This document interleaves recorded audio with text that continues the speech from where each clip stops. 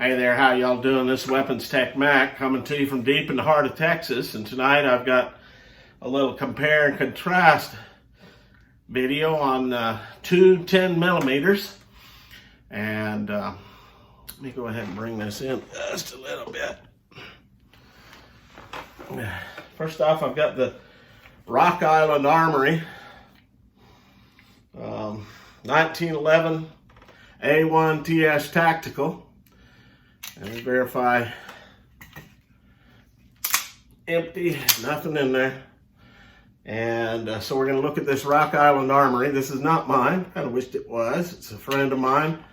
He let me bring it and kind of do a go over it. I'm a kind of a semi-itinerant gunsmith. And so I cleaned it up for him and lubed it up, and it's a pretty gun. And we're going to just kind of compare this with my Glock 20. Now I've already done a review on this Glock. Verify it's empty. It is. That's a Glock 20 Gen 4. And it's just your basic bare bones. I put in some Talon grips. But I think I'm going to be kind of tweaking this thing up with some goodies over the next few months. But let's go ahead and do a review on these two 10 millimeters. All right, so let's take a look at this Rock Island Armory. It does have some Cerakote on it, and this is about a 9-year-old pistol, best I can tell from the numbers. It's got night sights, and it's got some customized grips. Good old Texans are gonna love that. Come and take it grips. Let's go ahead and do a little review on this. Of course, this is a 1911 style pistol, just set up just like that. Taken down is not like your standard 1911. Of course, this is a bull barrel. Look inside there, and you rack this baby back, and you look in the top of that guide rod. There's a little hole, and you put a paper clip or a little pin in there, and then it'll pull it down and take it apart. It's not that big a deal, but it is a bit different. It's got ambidextrous safety on either side. It's a full-size pistol, full-size 1911. It has 8+1. These are some big ones. Good old 10 millimeter. It's got night sights. The weight is, well, I got my scales here. Let's see what the weight is with the magazine and it empty.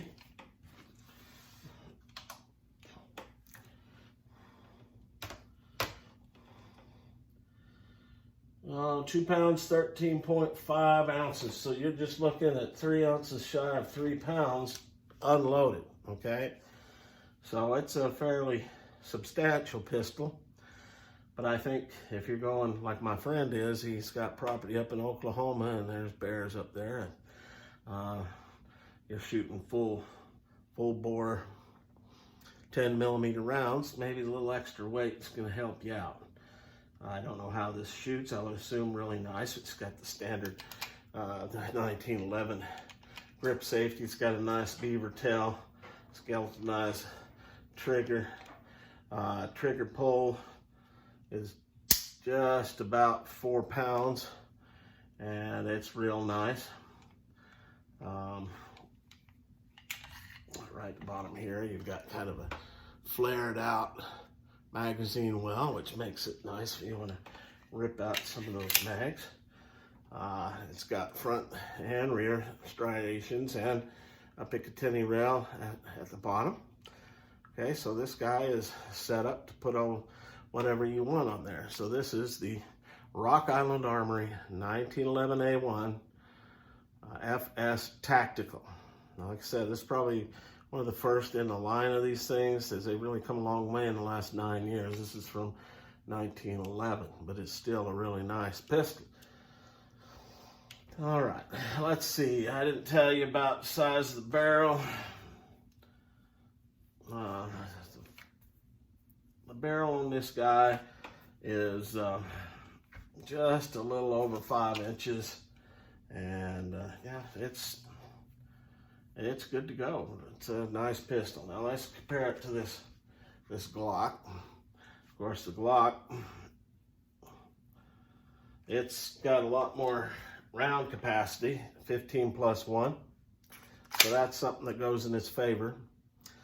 It's a lot lighter. Turn this thing on. It's 1 pound for just shy of 2 pounds, 1 pound, 15 ounces empty. And so that's almost 3 pounds empty. This is almost 2 pounds empty. So this is 1 pound less. So it's much lighter. And I've shot this and with full buffalo bore rounds, it'll pull a little bit of a knock at you, but I've just got the standard factory Glock Gen 4. I need to go in there and get me one of them guide rods with the double spring. This just has a single spring in it. I'm sure that would help my recoil. Not that I have that big of a deal with the recoil on this thing. This thing just has the standard Glock factory sights, nothing spectacular. It's a Glock, so it doesn't have a safety other than the basic things that are into it. The one on the trigger, interior safety. Mag release just on the left side. It does have a rail, and of course it has a polymer lower, whereas the Rock Island Armory, it is an all metal gun. You don't have any plastic on this guy, okay? So this is a 1911 that your daddy would be proud of. Now let's go ahead and, this Glock has a barrel is 4.6 inches long. Again, the capacity is 15 plus 1. The sights are pretty much fixed. There's no real adjustment on them. And I plan on getting me some night sights put on this thing pretty soon. And a new trigger. The trigger is a standard Glock trigger. It's about 5.5, 6 pounds. Nothing spectacular. Overall length of the gun is 10.7 inches. The overall length of this is about close to 11 inches. You can see they're pretty close to the same length. The Glock is fatter because it's a Glock and it's a double stack mag, whereas the Rock Island Army 1911 is a single stack mag.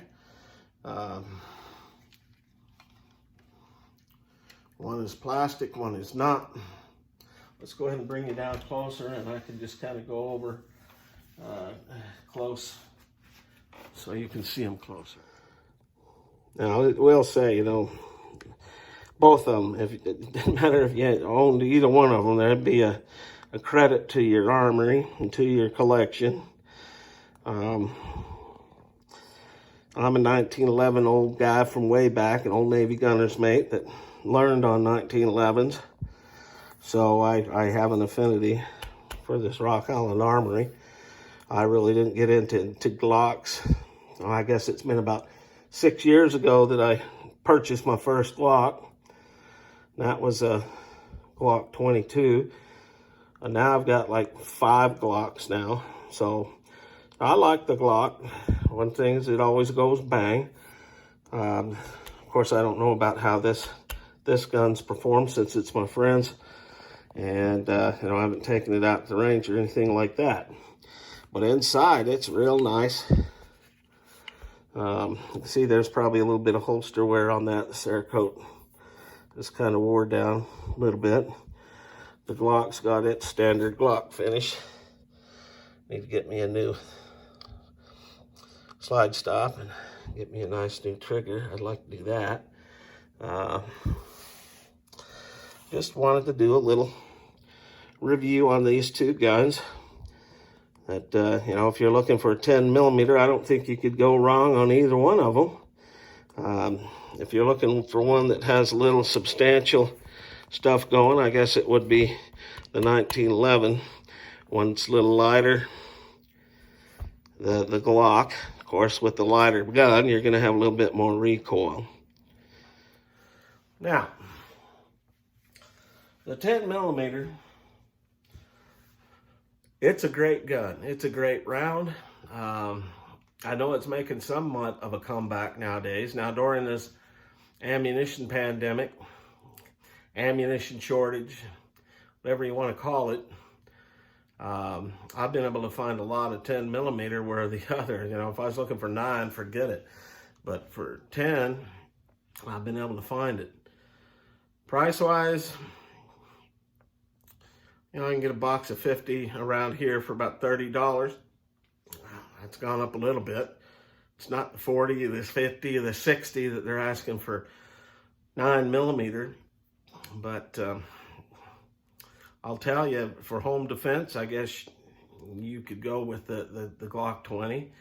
I don't really prefer that, but hey, if you just got 1 or 2 guns, you can't go wrong with a 10 millimeter, whether it's this Rock Island Armory, and there are various kinds of Rock Island Armory 10 millimeters.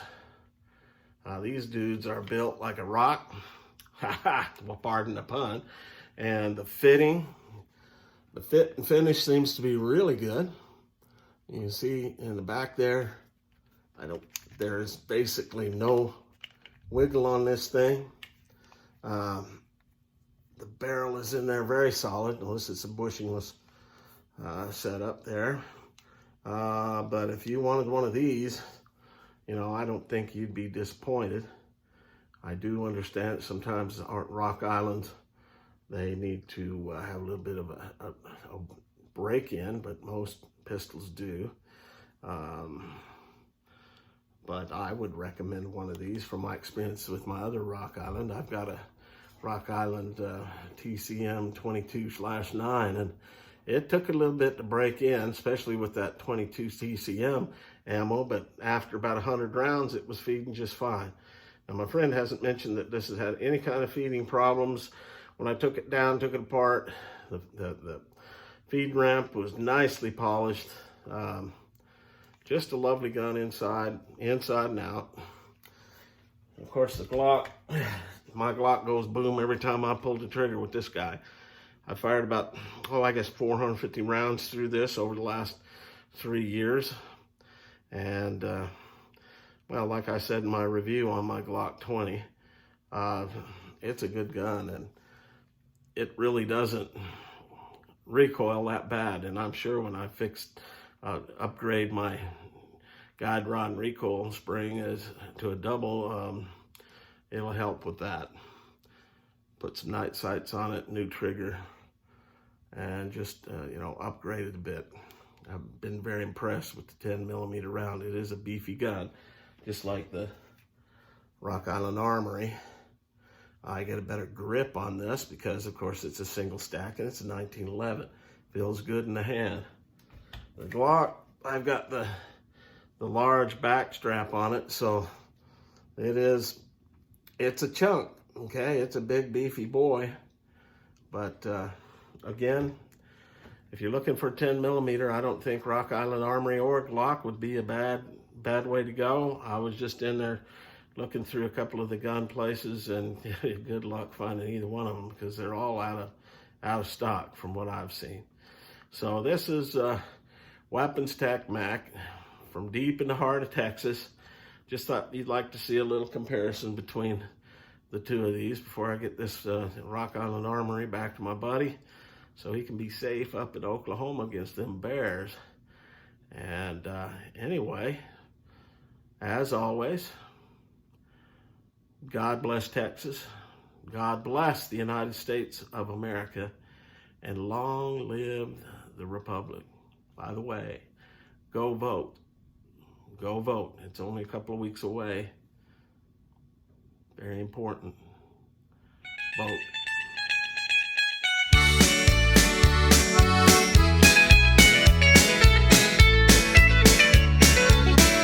I came